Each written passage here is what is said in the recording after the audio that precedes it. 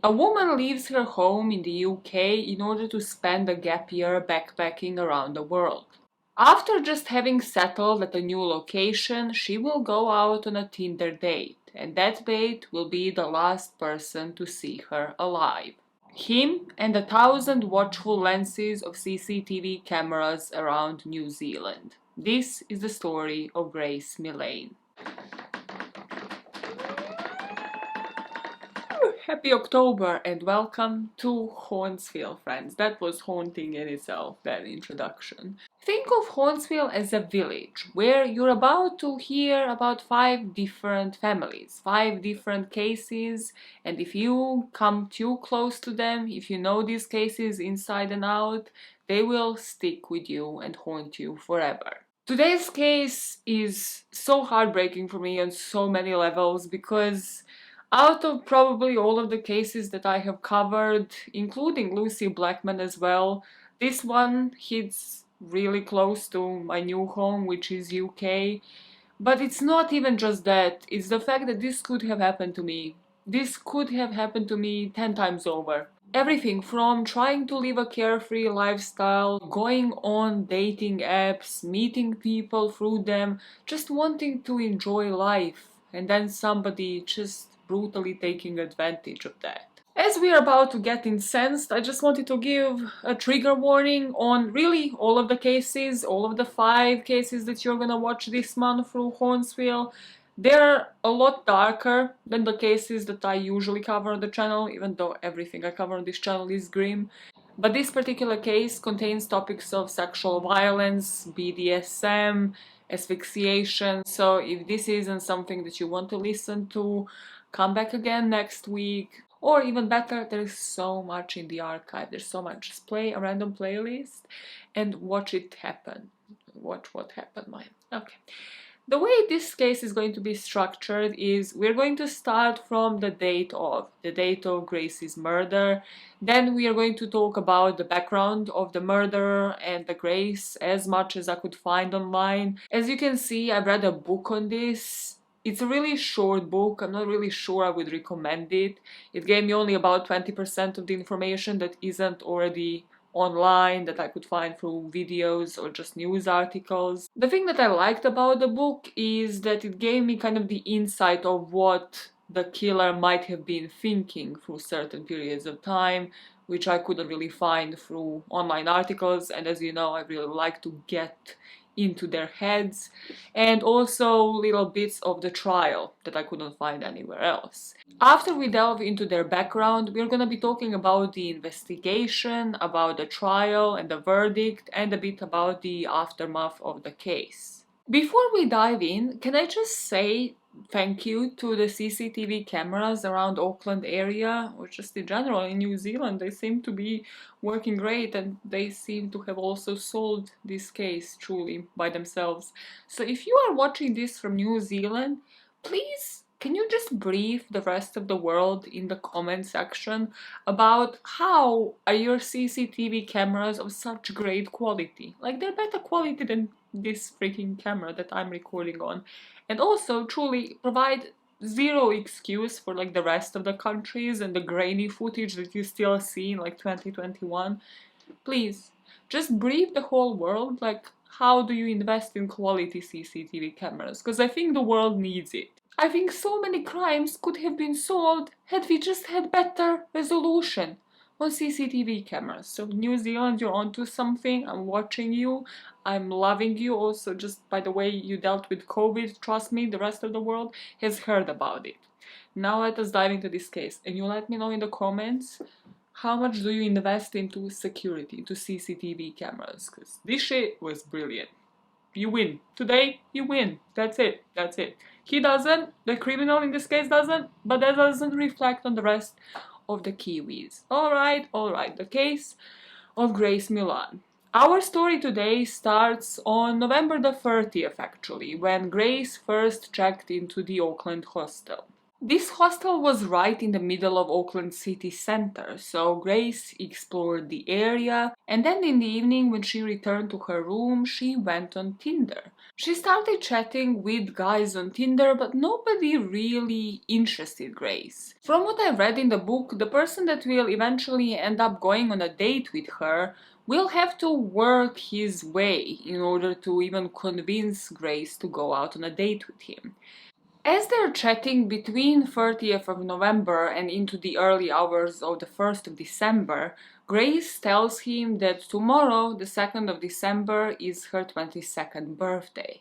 And with this, he sees an entry point. He sees a point to go in and close a sale, because she is a beautiful woman in a foreign country with no plans. So he offers to take her out for a drink. Grace texted back that might work, but she didn't really commit that evening. So she said, yeah, maybe. This guy then kind of pushed a bit further, saying maybe yes. To which Grace responded, convince me. Why should I go out on a date with you? And he responded that he is going to shout the drinks, which is the slang in Australian meaning buy the drinks for her. He mentioned a Mexican place that can work for both of them near Sky City. Grace told him she isn't really into the Mexican cuisine, but that she might go out for a drink. And of course, this guy is not giving up. He says, don't worry if you're not into Mexican cuisines, there are plenty of other restaurants nearby, and we can go to drinks, we can go to a pub, we can change places. Just kind of doing the most. After he is doing the most in order to close the sale, well, Grace tells him she didn't say yes yet, to which he responds, you didn't say no either. What's it going to take to make this happen? At about 3 a.m., Grace finally agreed to meet this guy near Sky City, reminding him that she is going to dress casually, not to expect too much, not to expect to go partying or anything. Really, this is just a drink between two people. After they chatted on and off for about 4 hours, around 3-4 a.m., Grace told this guy to add her on Facebook, and she said she's going to switch her phone off to get some sleep, but they have agreed to meet the next day around 6 p.m. The place that the two of them arranged to meet would be in front of Sky City Hotel, and this area is pretty much as central as it can be in Auckland. I looked at it on the map, the train station is just a couple of feet from that spot, there's cafes, there's restaurants, and this will become pertinent to this story because the killer will later end up saying that he chose to meet with Grace in such a public place because he suspected that she might be a catfish. And he would feel safer if he was to meet with somebody whose identity he is yet to confirm in a public place. Which on the surface, smart. You should definitely be doing this if you are on dating apps, asking to meet people in public first and also checking in with your friends, sending them the locations, telling them exactly where you're going after that place. But if you flip the coin, he did this not so much so that he feels safe, rather for Grace to feel safe. Because she is the tourist in this location. She is going to feel much safer meeting him in the central, going all of these bars and clubs that are in the vicinity of her hostel, where she would feel safe and be in her comfort zone. So, in my opinion, he has done this for two particular reasons. For him to be on the territory that he is well aware of, that he knows as the back of his hand, and for her to fall into that false sense of comfort. But she is inevitably going to depend on him in this situation because she's the tourist, she doesn't know the area, and he will heavily count on that. At 6 p.m. on the 1st of December 2018, as Grace is waiting for her date to appear, she does a typical tourist thing where she just snaps a picture of a Christmas tree near the Sky City Hotel and she sends it in a family group chat to her family back home. And this would be the last time she would contact them. Her date would arrive around 6 p.m. She smiles at him, she sort of tiptoes on her toes in order to hug him. And after they greet each other, arm in arm, they enter Sky City. This place, beyond being a hotel, is one of those complexes where they have entertainment, gambling, arcades, dining and cafe places, so when Grace and her date enter it, they head for Andy's Burger Bar first. You see them on CCTV camera ordering drinks, finding a table, and then just chatting casually while waiting for food. I just wanted to comment on something before we move on with their date, just because this triggered me on so many levels. It's mentioned in the book, it's mentioned in plenty of the articles, and that is what Grace decided to wear on her date. Plenty of places described it as little black dress, and I just want to say, if you want to judge somebody who will end up being a victim on what they were wearing before their death, A, seek therapy, reevaluate yourself, and B, know your clothing. Yeah, and that comes from me. Grace was wearing the most casual outfit. She was literally wearing what she said she would. Just like a loose dress and Converse shoes. That's it. There was nothing provocative about it. Not that that would matter in the first place, but that just rubbed me the wrong way because so many places mention it, and I just can't escape it because you will see it on CCTV footage, and hopefully you won't make much out of it. And I think it's important to work on changing the discourse in the early media reports in order for that not to be the precedent for the whole case, which is what it becomes eventually. That's why I'm mentioning it. But now going back to the date, after this Andy's Burger Bar, they finally moved to that Mexican place that her date had suggested on Tinder. They only spent about an hour in Andy's Burger Bar, including eating, then about half an hour in this Mexican place, and it seemed like Grace's date wanted to keep it moving. The book kind of gives us an insight on this, and I think there is something to it. There is a reason why he wanted to keep it moving. He didn't want Grace to get bored. He wanted her entertained, and not in a nice, wholesome kind of way where you're welcoming a tourist. Rather, he wanted her to keep drinking, to keep wanting to be with him, and also to move towards the places closer and closer to his home. After this Mexican restaurant, arm in arm, Grace and her date leave to go across Albert Street to Bluestone Room, which was on Durham Lane. Here they'd have a couple of drinks and stay for about an hour and a half, and this place was only 500 meters away from his bedroom. At some point, while they're still at this pub, Grace excuses herself to go to the toilet. And while she's in the toilet, her date goes for her bag, opens it up, and starts emptying it out, sort of inspecting the contents of her bag. And then he's kind of keeping a watch as to is she coming back, and when he thinks she is about to come back, he returns everything into the bag and kind of puts it back in its place. I need your opinions on this one, because I've been replaying it so many times and just replaying it in my head as to what is the psychology of this. Like, in my head, the only way I could explain it is because everything about him is about him being in control, controlling this date, controlling where they're going, controlling everything. That maybe he just wanted to confirm for himself that she trusts him. Whether or not maybe she had condoms in, what she's planning to do in her head. Maybe to see if she has a taser, if she has a pepper spray in it. Because I can't explain it otherwise. I think he's just doing it as yet another move to see that she fully trusts him. That she isn't creeped out by him. Because after Grace returns and sits down, he kind of leans in for a kiss. Another thing that he did while waiting for Grace to return from the toilet was to go on her Facebook, because if you remember, he added her the night before, and he posted a comment under one of her pictures saying beautiful, radiant. They would leave Bluestone Room at 9:41 p.m., walking through the City Life building's glass doors on Queen Street and taking the elevator ride up to Jack's apartment. The next day, her date would be leaving that apartment building, but Grace won't. So let us start from the beginning and talk about the background on Grace's date and the limited background that we have on Grace herself. The identity of Grace's date for that evening will only be revealed to the public after the verdict, after the trial was over.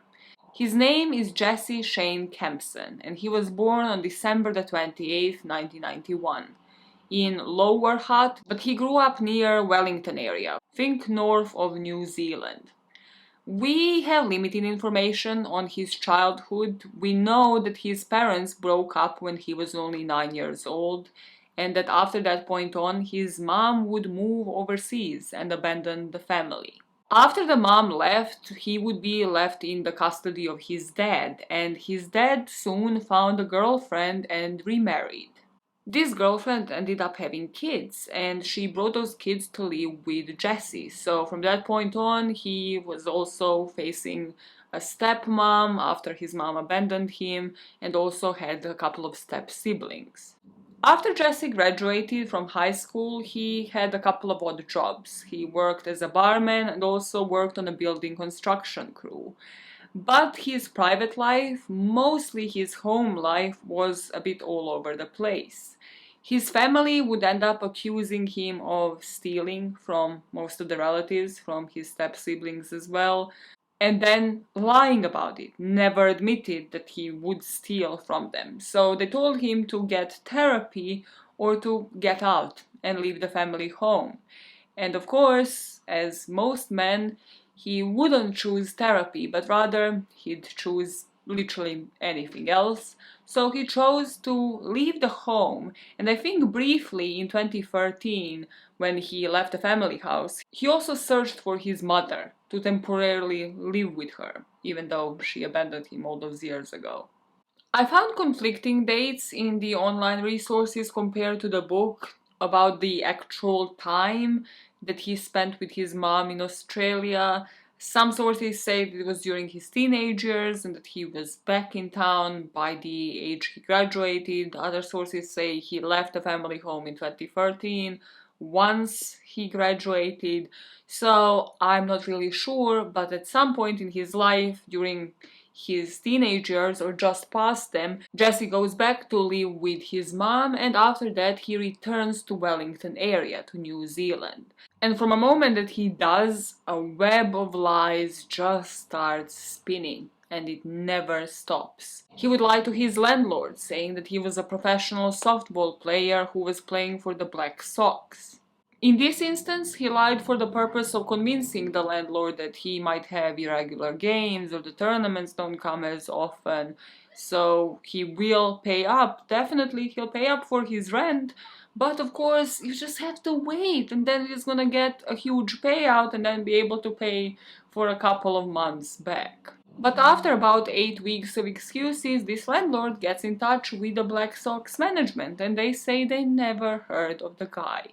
He would leave this landlord with more than $700 out of pocket, but of course that won't be the last person. On the point of softball, Jesse never played it professionally.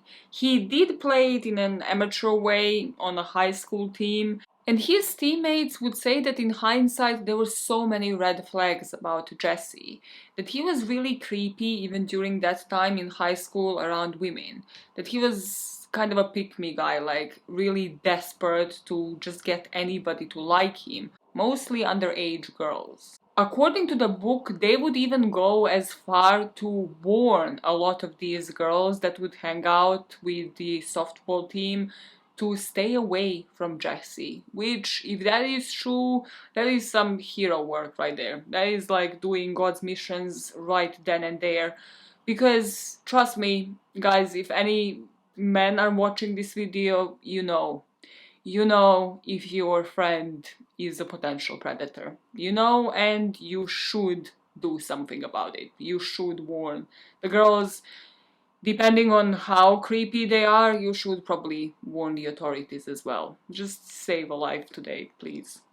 He would sometimes in between houses live with friends, sometimes he'd sort of swindle his way into like cheap accommodation and then again spread other sets of lies of why he can't pay and why he's going to pay up all of the rent that he owes them. He lied to all of these friends, saying that he had a bachelor's degree in international law, saying that he comes from a rich family who owned a chain of restaurants in Sydney, stating that he had contacts with immigration of New Zealand. Just sell a bunch of pointless lies that would only serve a temporary purpose. But that's something that I think is pertinent and often neglected in this story, and that is that all of these lies were there to serve a point. And mostly that point would be to convince people to give him some stability, some place to stay, for him not to feel abandoned the same way he felt when his mom abandoned the family. And in that same vein, for him to convince his landlords to let him stay, promising that he is going to pay the rent, never really thinking long term. When he moved in this shared accommodation in Green Lane, one of the women that he lived with would claim that he stole money from their house. And also, once he would be found out for his crime, Jesse was ordered by his City Life landlord to pay around $5,500 for the rent arrears. Now, if you for some reason thought that his personal life, his relationships are going to revolve around this blissful, wholesome intention, yeah, they won't. Because as soon as he moved from Australia back to New Zealand, he went back onto the dating apps. I think Tinder was his go-to through all of these years, especially between 2016 and 2018. In 2016, he would meet a woman on Tinder who would soon become his girlfriend and move in with him shortly after. In January 2017, this girlfriend of his would call the police, telling them that Jesse, her boyfriend at the time, tried to kill her by holding her in a chokehold after chasing her around the house with a knife. She was granted a protection order against him, but she wouldn't end up filing charges in the end, and she managed to leave him in April of 2017. Between April 2017 and April 2018, we will learn about a couple of other of his Tinder conquests. There was Emily, who will go out on a first date with Jesse, and during this first date he would sell her a sob story about how both of his parents were dead. And as if that wasn't enough, he would also then tell her that his cousin is a rugby star, playing for All Black rugby team. In order for her not to get bored during a single second of this date, and again because he didn't think that any of his lies would suffice any longer, he just didn't know where to stop. He would tell Emily that he was also a cancer survivor. He would tell her that he was a businessman, planning to buy a restaurant right at the Auckland's waterfront. As this first date went well, James pulled a classic Scott Peterson thing, where he said he just wants to change into something more comfortable. He just wants to have a shower. So can she just go with him to City Life, to this place where he was staying, and she can just wait in the room, have a drink. As soon as he gets out of the shower and puts some comfortable clothes on, they can go back out for a drink. And of course, one thing led to the next, and they never left that hotel room that night. They ended up having sex, and again, at first, the sex was great. But then, the next time the two of them would see each other, Emily found herself with him sitting on top of her, smothering her. As Emily was struggling to catch her breath, she was thinking, this can't be the way I die. So the only thing that occurred to her was to pretend she passed out and maybe he will finally move off of her. And that seemed to have worked. And as soon as he moved off of her, she started just breathing and kind of looking at him all petrified, like thinking about how the hell to get out of there. And he just looked back at her, saying, "You don't think I did that on purpose, do you?" She got out of that flat that evening and she would never see Jesse again, but she continued chatting with him. And she continued chatting with him because of all of the other lies that he told her on dates. He told her that he has gang connections, that he had even beaten up several people in bars. So she kept replying to him and avoiding going on another date with him in order to again save herself. In order for him not to be able to track her down and kill her, but this just meant that he was never getting the message across. He thought she was still into him. And this was just further enhanced the thought process in this guy that none of these girls knew what they were missing out on. The other woman that he started chatting with shortly after, let's call her Mary, he started chatting about erotic asphyxiation. Well, most people would call it strangulation, but he preferred the clinical term. He would explain to Mary how this works, that there was a dominant person intentionally restricting oxygen to the brain of the other one who would be a submissive. The real gaspers, the submissive people in this equation, would, according to him, because he had of course a couple of friends that could vouch for this, would say that they experienced the most intense sex of their life. Yet, once again, when he would have sex with Mary, he would be the person on top, restricting the oxygen levels. He would never reverse the roles and didn't really seem to know what he was doing, because Mary would find herself underneath him, struggling to breathe. But he, yet again, left this situation thinking that Mary wanted it. He could just tell. He could sense when a woman would want it, because they had chats about it. They never really discussed it in much detail, step-by-step process, or just how much experience any of them had, but he could just tell. In April of 2018, so only a couple of months before he would meet up with Grace, Jesse met another young British woman. And this woman won't come forward until Grace's case goes to trial. But eventually she will accuse him of sexually assaulting her in a motel room. Now that I mentioned this, I just want to point out that Jesse had a clear history of sexual violence. He clearly wasn't experienced in BDSM and also didn't get consent to do anything that he wanted to do with these women. But the important thing to note here is that he was never reported for it. There will be no record of his crimes, and that is again purely where his lies really did all of the damage, because he ensured that all of these women do fear him to a certain degree, to the point that they don't want to report him, that they just want to forget about him, at most get a protective order and get him out of their life.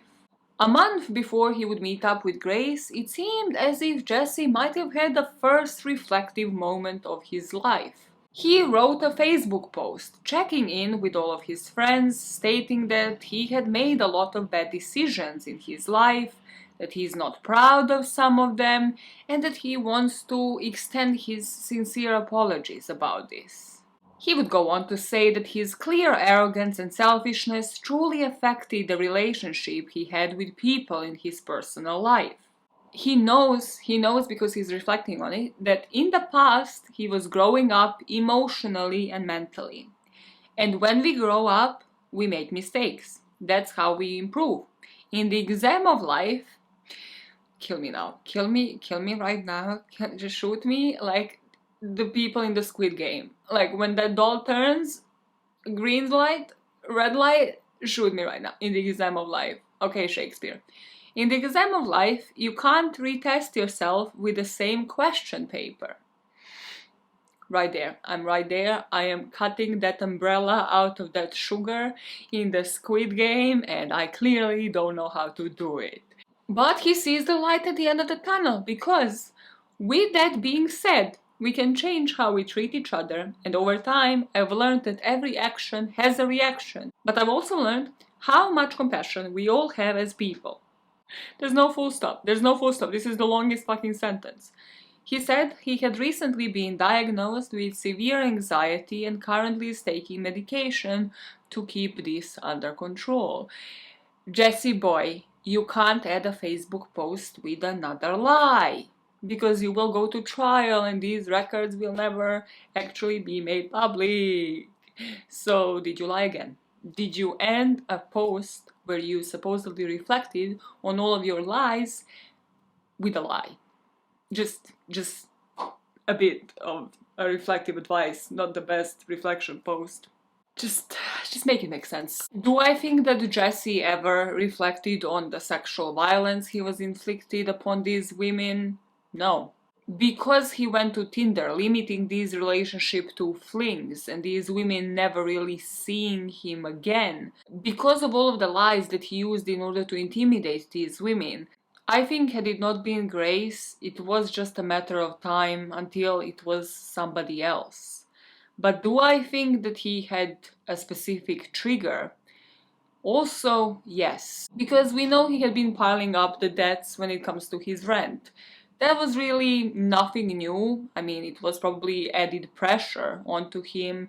We know that he has lied throughout his whole life, especially to get these women to even go out on a first date with him. So that probably added another strain to his life. But finally, just a day before he was to meet with Grace Millane, he would have lost his job. So one of the temporary jobs that he ended up having would be in sales. We don't know the company details, we don't know the details behind it because of legal reasons. We just know that he was fired on the 1st of December, a day before he was to meet up with Grace.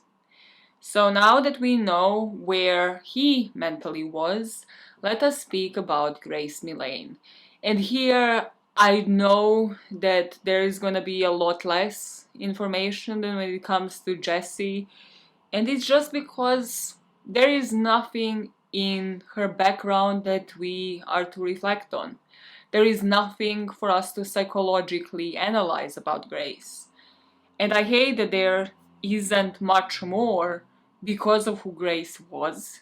But also the lack of information here speaks for itself, because Grace didn't need to be analyzed. She didn't have to be in this position in the first place, and she didn't have to die. Grace was born on the 2nd of December 1996. She was born in the UK in the small city near Essex. Before embarking on this journey, she had just finished her bachelor's in advertising and marketing at the University of Lincoln and decided to take a gap year. She decided she's going to take a year-long around the world backpacking tour, and she started it off in South America, where she spent 6 weeks before she went to New Zealand. She arrived to New Zealand on November the 20th, and first she went to Upper North Island.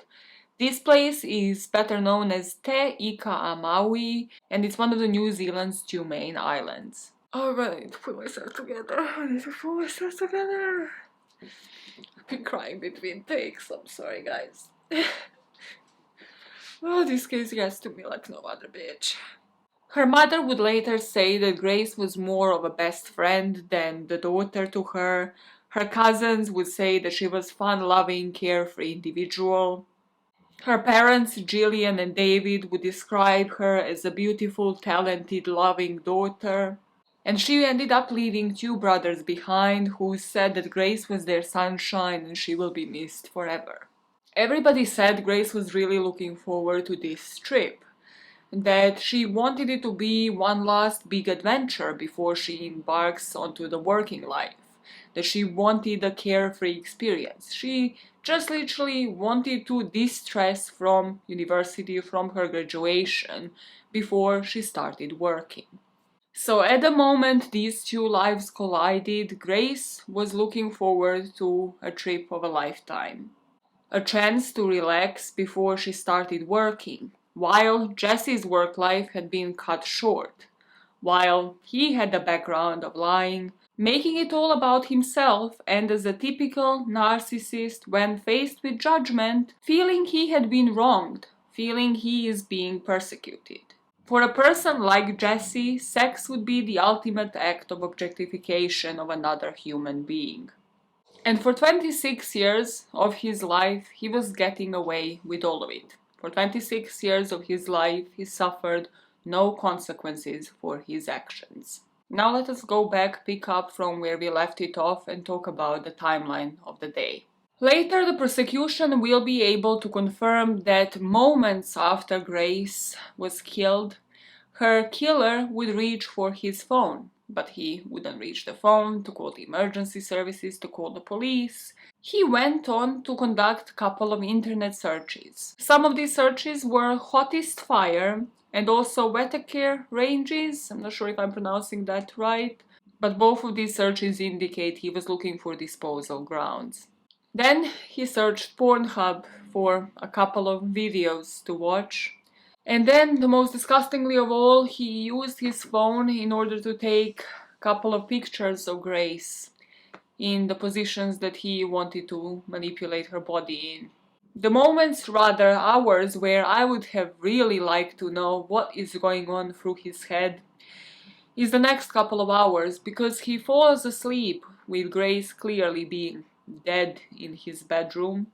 And the next morning, when he wakes up completely disassociated from everything that's been going on, because that is probably why he has just watched a couple of porn videos before falling asleep the last night, to just forget about what has happened and what he still needs to witness and deal with, poor guy.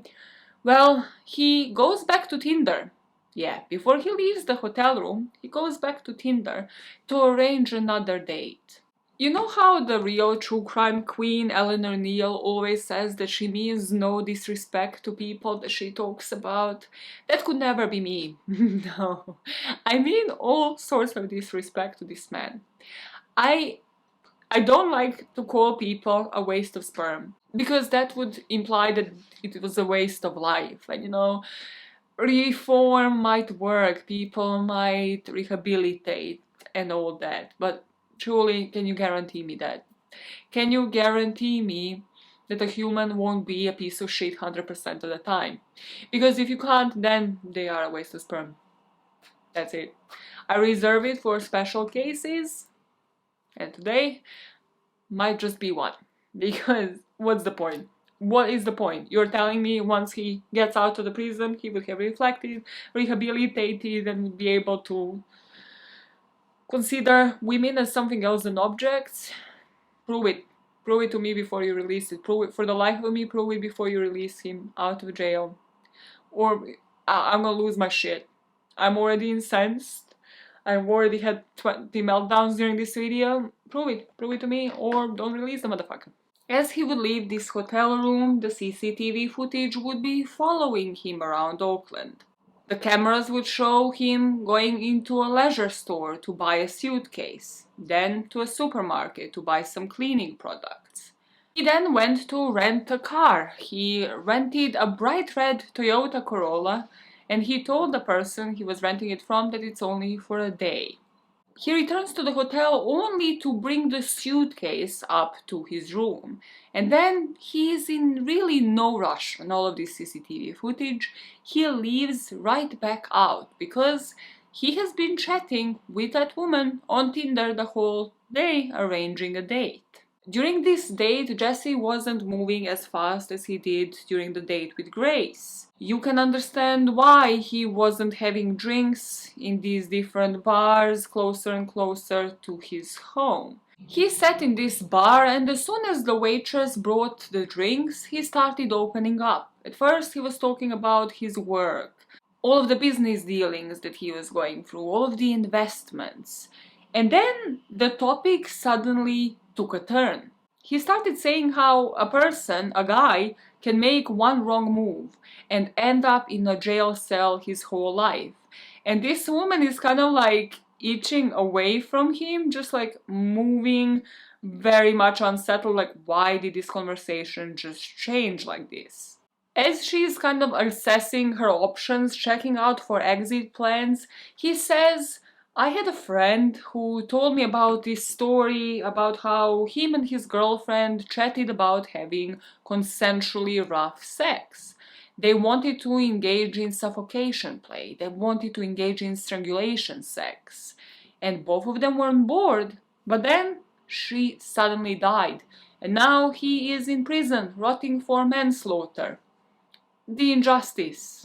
This woman would later confirm what we see through all of the CCTV footage, and that was that Jesse was really calm, eerily so, during that conversation with her as well. He was just sort of matter of fact telling her this story. And there are two versions as to why he might have actually gone out on this date. According to the book, it was for him to talk at somebody, for him to completely disassociate with this event that had taken place, and just to be able to talk, like as a version of therapy. According to the prosecution in trial later, they think that he might have had this date in order to test out his possible defense, in order to see if this woman would be buying something like this, like him talking about his friend who was charged for manslaughter. It could be the combination of both, but the fact that he was eerily calm as he was talking about this just adds an extra factor to this. So after this woman changes the topic quickly about traveling, going to different islands in New Zealand, and he kind of gets the message. So he suggests that they move to Bluestone Bar. She agreed, but she said she's going to drive herself there and that her car is actually parked just a couple of blocks away. And of course, this woman just looked for an opportunity to get the hell out of there. So the two of them kind of just like hugged. They were like, yeah, we'll see each other in the bar. And Jessie knew that she was lying and she just wanted to get out of there without him following her, without him getting her license plates, because she saw all of the red flags. But even after this date, Jessie flicked her over a message saying that he had a great time, and if she wanted to meet up with him again, do not hesitate to contact me, and she just declined it. Politely. Respectfully, I'll testify in the court of law against you and ruin your fucking life. Now that Jessie is back in this hotel room, it's about 5:45 p.m. and he hires this deep cleaner from the reception that's called Drug Doctor, telling them that he has a wine stain that he has to get rid of. After this, he parks up his rental car outside the hotel, picks up the trolley from the reception, he puts it in the elevator, goes upstairs, takes 2 suitcases out of his room, puts them onto the trolley. He almost loses the balance with this trolley. He is really struggling to push both of these suitcases out, and then on the CCTV you see him load them into the trunk of his car.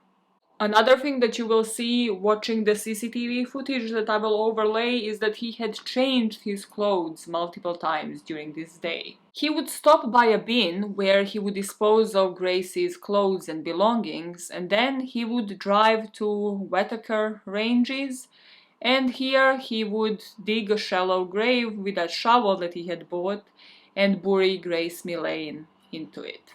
This should have been the time that Grace Millane would have been celebrating her 22nd birthday, responding to her family's messages, responding to the messages from her brothers and all of the cousins from the UK that loved her and missed her.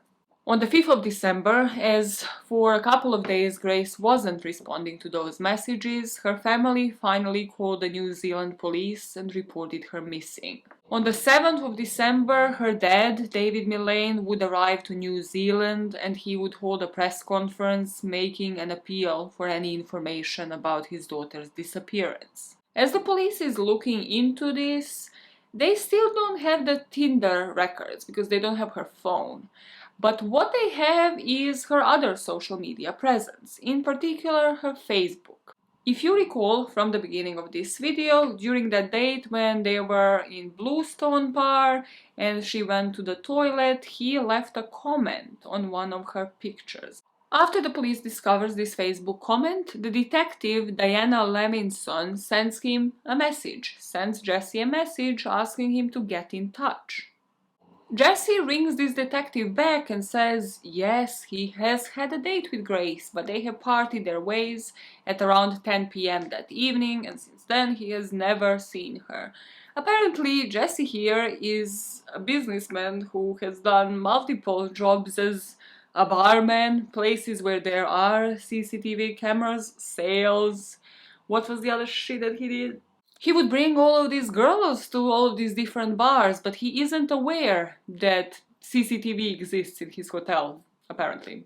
Or he is that cocky that he actually thought that they will never look into him.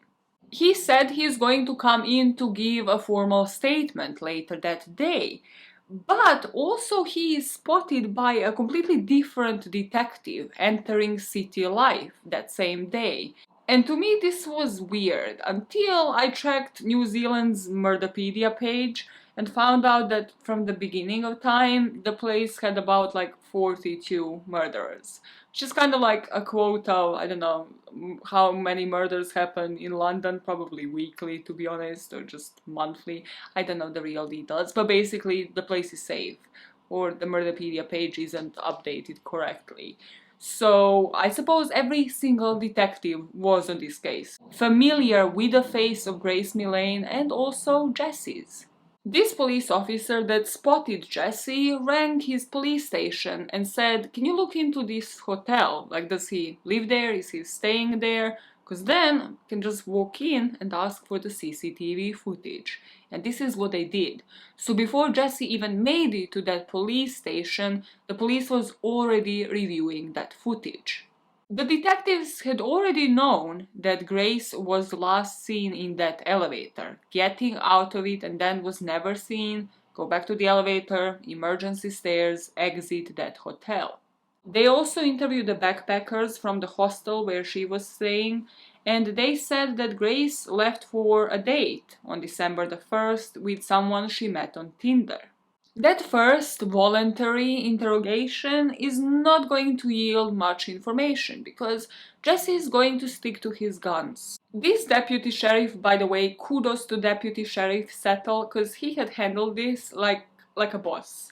I have watched these interrogations so many times and I just love this guy because he's just like, oh my god, no, I don't understand all of these terms that you're using. Please describe these terms to me. And also he just tries to get him to show any form of empathy, any form of just giving a fuck. And Jesse doesn't give it to him. Settle leans over the table and says to Jesse that Grace is missing. Her parents have just given the press conference and they are concerned. And Jesse seems shocked. This sheriff tells him Grace is missing, we don't know if she's alive or dead. And this yields no reaction from Jesse. Like, an innocent person would probably ask some questions like, where was she last seen? Maybe. Or like, why do you think that she is dead? But if you know that she is dead because you're the person that killed her, I guess you wouldn't be asking those questions. We actually don't know if she's been murdered or not yet. She may be alive and well. Okay. But she might also be dead. Okay? And it could be that you've done it. Hey, I just want to ask a question. You've not been arrested for something I didn't do. You haven't been arrested. Oh, no. Oh, sorry. Holy shit. Settle asks Jesse if he would be willing to submit a DNA sample. And Jesse says, of course, I have done nothing wrong. To which the sheriff responds, who said you have done anything wrong? Jesse is going to stick to his guns. Yes, he had had a date with Grace, but then the two of them have parted ways, and the police just plays along. They see how far he's going to push that lie. So he says after they had food, food coma hit him, he had to return to city life. Him and Grace separately, he didn't return with Grace. He returned and he had to take a nap. But after the nap, he started chatting with his colleague from work. They were desperate to go out with Jesse that night and had a couple of drinks. When the sheriff pressed a bit more about the rest of his night, Jesse said he got hammered with his friend from work. He downed like 10 beers, and then everything else is in a haze, but he managed to make it to his hotel room, and this is where he woke up the next day around 10 a.m. and he immediately went back to Tinder to chat with Grace. But, as a matter of fact, she actually unmatched him, so he was like, okay, I suppose she wasn't feeling the same way I was. And then he just moved on with his life and went to have breakfast, to cure that hangover. What did he have for breakfast? Medium rare Scotch fillet with mushrooms, chips and salad. Yet another point where he had the time to think of all of these lies, and he just didn't. having a steak at 11 a.m. Yeah, that's gonna be bought by the police. So of course it wasn't. They brought him in for secondary interrogation. And here, this is where you just want to punch him in the face because there's nothing else left to do. There is absolutely nothing else left to do. I mean, arrest, that is what proceeded, but if it was me, honestly, I'd just be like, switch off the fucking cameras. So, during this interrogation, and this is why I'm not a police officer, because I can't get emotion out of the equation, well, once faced with the CCTV footage and them saying that actually they know that Grace never made it out of that room, he would go on to say that yes, they did have consensual sex, and then he left her in the room, went into the shower, pay attention, the shower, and he fell asleep in, yet again, the shower with the water trickling down, because he was food coma, come on. You can understand. He fell asleep in the shower and then he woke up. And after he wakes up from this shower, he returns to the room and he finds the bed empty. So he thinks, okay, Grace just left. So he goes into the bed, he sleeps peacefully, he sleeps off that food coma, that hangover, and then the next morning he wakes up and actually sees that Grace was on the floor. There was blood coming from her nose, so he started screaming and yelling at her, trying to move her to see if she was awake. I was in shock. I didn't know what to do. I went downstairs and I was just, I don't know, I was just all over the place. I didn't believe what had happened. I was just terrified and scared. And then all I remember is falling asleep in the shower. My husband never watches any of these. He was passing by as I was listening to this interview, and even he stopped in his tracks and was like, yeah, right. Like, did he actually think this was gonna be believed by somebody? Like, as you do, you walk into a shower and you fall asleep standing in a shower, not even a bath. Jesse, we gotta wear clothes that fit us, not that they're like 2 sizes too small, and we also gotta think of better lies. You had plenty of time. Think of better lies. I didn't believe what had happened. I was just terrified and scared. I thought that she had gone. I thought she had left. When it didn't look that Settle was buying any of it, well, then he switched his tune and said he couldn't possibly call the police just to claim that this was an accident because, in fact, the two of them have engaged in violent sex. Grace was actually the one to suggest it. According to him, she told him that she had done it with one of her ex-boyfriends and wanted to experiment with BDSM.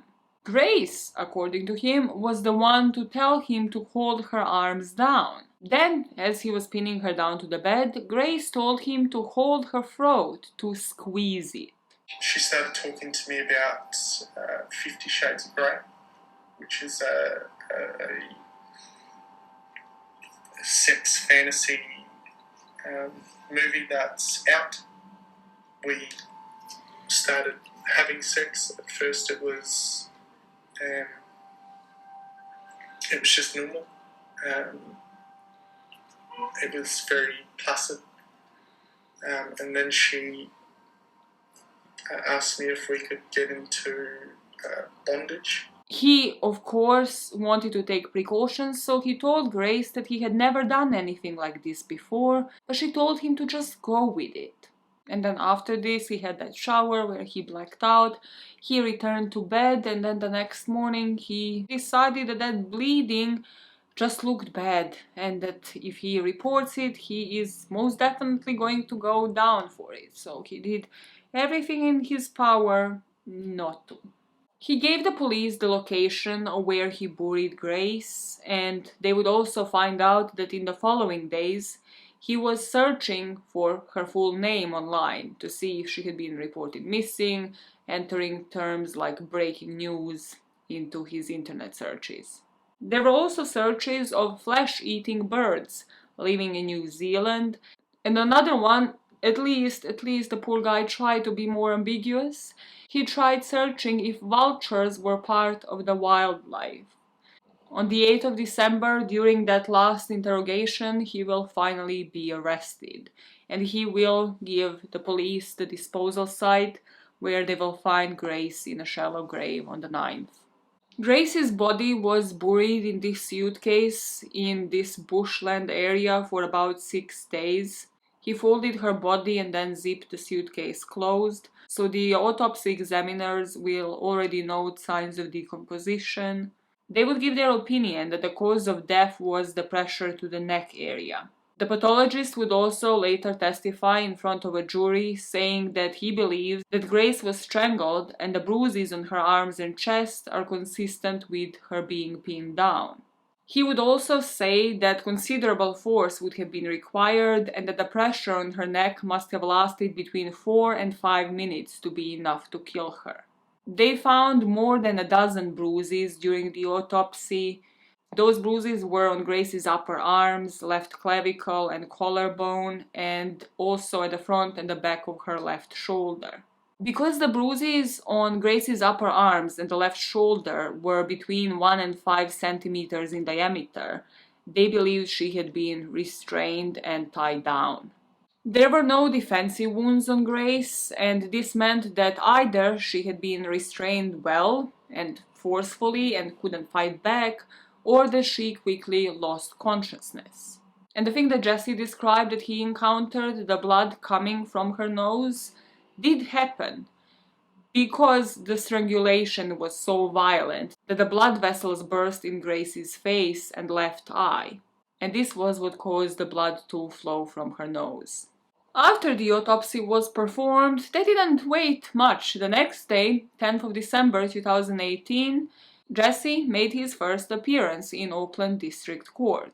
It will come as no surprise to anybody because he quite literally told the woman that he went out on a date with, but he will plead not guilty. He will say he wasn't criminally responsible. On this day, one of Grace's brothers also posted a picture of his sister on Instagram, and the caption contained the lyrics to the chorus of the song You Are My Sunshine. The whole of the New Zealand was backing Grace's family and was grieving with them. Sky City announced that the Auckland Sky Tower would go dark that day. The top of the tower would glow in white for the next 3 days to show the public support for Grace and her family, as well as everybody who lost loved ones to violence against women. Let me know if you're watching this from New Zealand, if you were familiar with any of this, if you remember anything. If you do, you probably will remember this next thing, and that is the Prime Minister, Jacinda Ardern, speaking out to the public.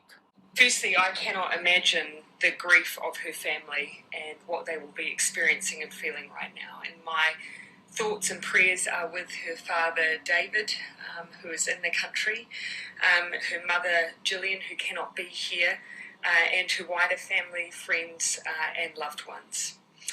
You know, from the Kiwis I have spoken to, there is this overwhelming sense of hurt and shame that this has happened in our country, a place that prides itself on our hospitality, on our manaakitanga, especially to those who are visiting our shores. And so, on behalf of New Zealand, I want to apologise to Grace's family. Your daughter should have been safe here, and she wasn't, and I'm sorry for that. Jesse's case wouldn't go to trial for another 11 months, during which Grace Millane's family would have the time to organize her funeral that hundreds have attended to at Brentwood Cathedral in Essex in January 2019. And this brings us to the 4th of November 2019, where a jury of 7 women and 5 men were about to hear the case in front of them. Grace's family traveled all the way from the UK to face her daughter's killer during the trial.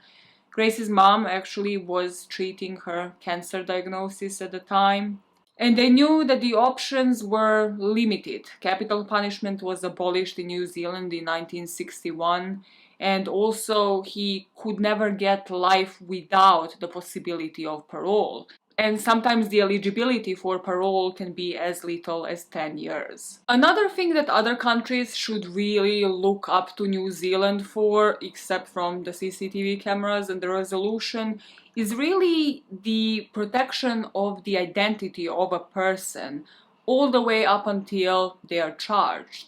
This is why in a lot of videos that you see online on this case, his face is blurred on the CCTV footage. In court, his face will be blurred and the media won't be allowed to publish his name to the public. This in turn ensured that the jury will be impartial in this case. And honestly, if all of the countries did this, I'd have a lot less cases to cover, because there are tons of innocent people who get their names smeared in the public just because of a false accusation. Brian Dickey would be his defense attorney, and Robin McCaubrey would present Crown's case against Jesse. These were both people that knew what they were doing. Dickey came from the Crown Solicitor's Office through one of Auckland's most prestigious law firms, Meredith Connell. He had more than 24 years of experience inside of a courtroom, and before this trial, Dickey was best known in New Zealand for going after finance companies that faced prosecution after the economic crisis in 2007. McCaubrey was actually working as a barrister in London for 7 years before he moved to New Zealand. Another person on Jack's side was Ian Brookie, and this guy helped represent people that were accused of different crimes from district level all the way up to the Supreme Court. Brookie practiced law since 2001, and he also practiced the legal system from both sides, so defense and the prosecution. And he was joined by a guy called Ron Mansfield, and this is a guy who also has 25 plus experience as a defense attorney. He also had a high profile case going on apart from Jesse's case. And he worked defending people in cases ranging from serious traffic crimes to defamation and also extradition. Now, I'd like to be corrected if I'm wrong here, but even though there is no capital punishment, even though there is no life imprisonment without the possibility of parole, I presume that he had the opportunity to plead guilty, Jessie, that is, and to save her family from traveling all the way, to listen to all of the graphic details, to listen to this experienced defense team besmirch, smear her character. But that didn't happen, so her mother, who was suffering with cancer, and her dad and her brothers had to listen for the next 2 weeks about all of the pictures the detectives have found on his iPhone. But of course, it's what happened inside the room that counts. He put sustained pressure on her neck, to the point where blood was coming from her nose. In the early hours of that morning, before the trip out to the Waitakere Ranges to bury Ms. Millane, Mr. has searched pornographic websites. He's taken photos of Ms. Millane's. He's flipped back to watching more pornography. He's confirmed a date with another woman. He's gone shopping for a suitcase and the necessary cleaning products. And he's attempted to clean up the mess in his apartment and gone back to the supermarket for a rug doctor so he could complete the task. And of course, he's put Ms. Millane's body in a suitcase. When it was the defense's turn, Mansfield and Brookie said that they are not looking to besmirch her character. They're not looking to put Grace on trial. But then they spared no further minutes before they presented the 50 Shades of Grey defense. They would present evidence that showed that Grace was at least experimenting with BDSM, that she was a member of several websites where people discussed mixing with bondage and discipline. They presented a written statement from a man who had sex with Grace in the past, saying that they had experimented with choking during sex because she asked for it. He said that it seemed like Grace was experienced, or at least had researched into the topic, because she introduced a safe word measure. One of Grace's friends would also testify that Grace told her that she liked when a man places his hands around her neck during sex, but that she said it in a really jokey way, so she didn't really think anything of it at the moment. Beyond the 50 Shades of Grey defense, his lawyers also showed the evidence that he had absolutely no motive to kill her. They would say that this was just a tragic accident, and after he realized what it was, Jesse was drunk, he didn't want to go down for a crime he didn't commit, and that is what led to his actions, the cover-up and burying the body in a shallow grave. Out of it, yes. The defence says to you, members of the jury, this is not a murder, but an accident that occurred during consensual sexual activity as part of casual sex between two people who were intoxicated. It developed into activities that can carry some risk if not done properly. But I say to you this, the issue is that the post-death conduct is unlikely to tell you much about the earlier circumstances of her death, and much less still about what Mr. was thinking and trying to do when the death occurred. Mr. accepts that his actions did cause Ms. Millane's death. However, the defence raises an issue about the role that alcohol and intoxication may have played in that death. The defence says that these actions were part of sexual activities that they were doing together and were in no way intended to cause any harm to her. This is not a murder. The post-death conduct is unlikely to help you much, members of the jury, in determining the critical issue of what Mr. was thinking when he put his hands around Ms. Millane's throat that night. That is because those actions, now accepted and regretted, are consistent with panic as anything else. Now, when it comes to the prosecution, they're going to focus mostly on how long it actually took Grace to die. So they had this pathologist actually describe the wound, saying that he in the end estimated it would have taken at least between 5 to 10 minutes. If he had stopped at any point for the first 5 minutes, she would have recovered, but he didn't. And in this case, there was an area of significant bruising, and it was on the left side of the neck, and it basically extended from the jaw down. If you look at your own neck, there's a very broad band of muscle which comes down the side of your neck called sternomastoid muscle. So the bruising was to the midline of that, or just over more towards the right. There has been sufficient pressure in that place for a sufficient period of time and for sufficient force for that bruising to occur. The bruising wouldn't occur, I don't think, with a sort of a gentle pressure on the neck. It has to be something a bit more forceful than that. Then the defense team kind of cross-examined this pathologist and said, well, that still doesn't show that the wound to the neck that you're describing hasn't been made consensually. So you can't testify to that, to which the pathologist says, yes, I can't say that this was made consensually or not. When you see a bruise, you can't tell whether something is the result of consensual activity or not. A consensual bruise? Or the bruise doesn't tell you whether it's consensual, the result of consensual activity? No, all I can say is a bruise is there and then give my opinion as to what I think the cause may have been.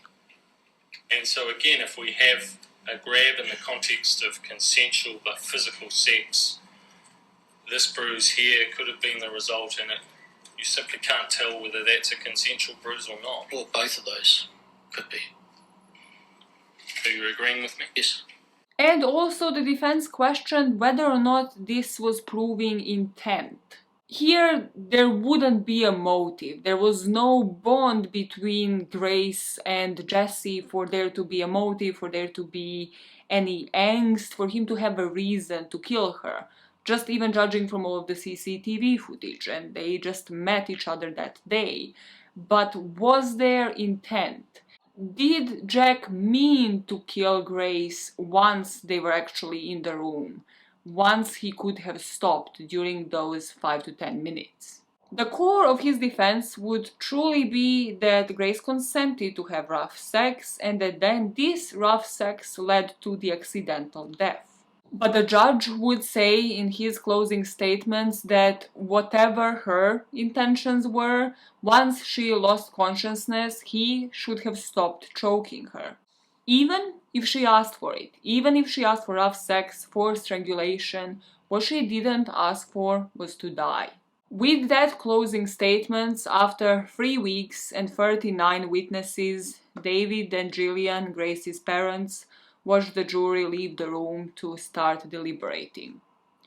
I just wanted to mention something as somebody who had covered 3 cases of the assisted suicide for the podcast.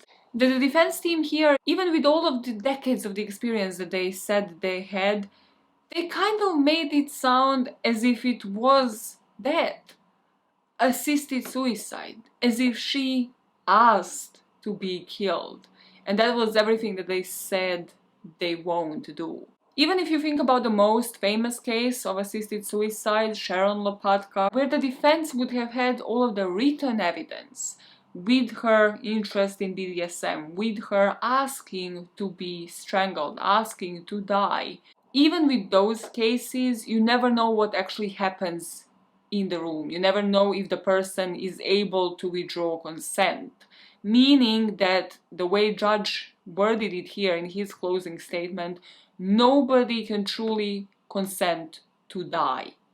So that should have altogether been left out of the equation. On the 22nd of November 2019, Justice Moore summed up the case, summoning the jury after only 5 hours of deliberation to read out the verdict. Guilty. Can't see it. Grace was taken away from us in the most brutal fashion a year ago, and our lives have been, and family have been ripped apart. This will be with us for the rest of our lives. Grace was a beautiful, talented, loving daughter.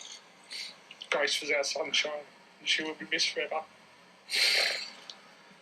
She did not deserve to be murdered in such a barbaric way on her early year.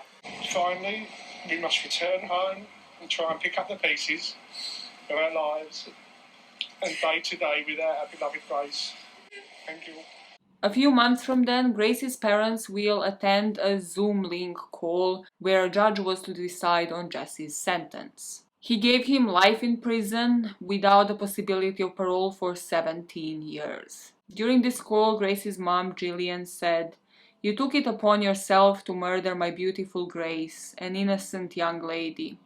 On a daily basis, I torment myself over what you did to my Grace. The terror and pain she must have experienced at your hands, as a mother, I would have done anything to change places with her. She died terrified and alone in a room with you. You walked into our lives and destroyed Grace in the pursuit of your own sexual gratification. Now my family will never be the same." After all of the family members read their statements, the judge made his own, saying that this showed Jesse's total disregard for Grace. "You were a large and powerful man. She was diminutive. You were in a position of total physical dominance. There was no way he will decide on life in prison with the possibility of the parole only after 11 years, so he extended that to at least 17 years before he has a chance to apply for parole." After this conviction, 2 other women came forward. One was the British tourist that I mentioned that also went out on a date with him after they chatted on Tinder, and he brought her to the hotel room, and this was 8 months before he killed Grace. She said she was raped and she kept this a secret until she recognized his face when he was trialed for Grace's murder. Her case was suppressed during the trial in order not to prejudice the jury. But then another woman came forward, and this was one of Jesse's ex-girlfriends, and she said that he terrorized her while she was living with him in 2017. We spoke about her earlier.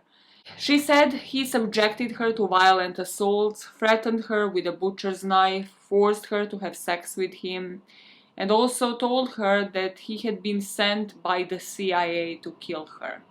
And during this trial, he just shows again and again how he has no empathy, no regrets, no self-reflection, even after all this time, after sitting in jail.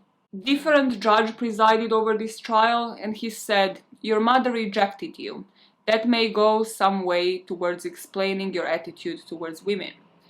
And he exploded once he heard the guilty verdict. He was actually shocked, again, because he just thinks he is wronged in every situation.